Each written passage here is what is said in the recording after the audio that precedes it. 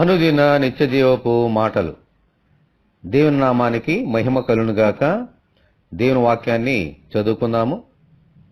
యెహోవా కొరకు ఎదురు చూచువారు నూతన బలము పొందుదురు. వారు పక్షిరాజుల వలె రెక్కలు చాపి పైకి ఎగురుదురు. అలయక పరిగెత్తుదురు, సొమ్మసిల్లక నడిచిపోవుదురు.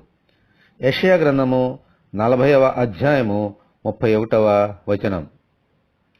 పరిశుద్ధ లేఖనములలో ఎన్ని వాగ్దానాలు ఉన్నాయో అవన్నీ ఆయన యందు విశ్వాసముంచిన ఆయన బిడ్డల కొరకే ఉన్నాయి. అయితే ఈ వాగ్దానాలను మనము అనుకున్న సమయంలో పొందుకోలేము. అవన్నీ దేవుని చిత్త ప్రకారము ఆయన సమయంలో అనుగ్రహింపబడతాయి. హల్లెలూయా. ఈ వాగ్దానాల గురించి గాని మన ప్రార్థనలకు జవాబుల గురించి గాని ఆయన కొరకు ఎదురు చూడాలి. ఈ ఎదురు చూచుటలో ఎంతో గొప్ప శక్తి ఉందని పై వాక్యము మనకు బోధిస్తున్నది. ఆయన కొరకు ఎదురు చూచుటలో నూతన బలము పొందగలుగుతాము. పక్షిరాజు వలె ఇంకా పైకి ఎగరగలుగుతాము. అలయక పరుగెత్తగలుగుతాము. సొమ్మసిల్లక నడుచుకుంటూ సాగిపోగలుగుతాము. ఆమేన్.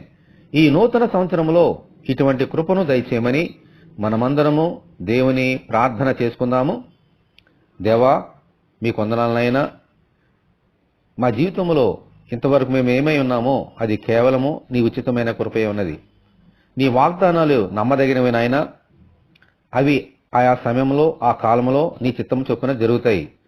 మేమైతే అలయక సొమ్మసిల్లక నీ వాగ్దానముల కొరకు కనిపెడుచు మీరు మాకు ఏ వాగ్దానం ఇచ్చినారో అవన్నీ నెరవేరు వరకు ప్రార్థనలో విశ్వాసంలో గడుపుతూ నీ వాగ్దానాలను పొందుకునే భాగ్యము మా అందరికీ దయచేయండి.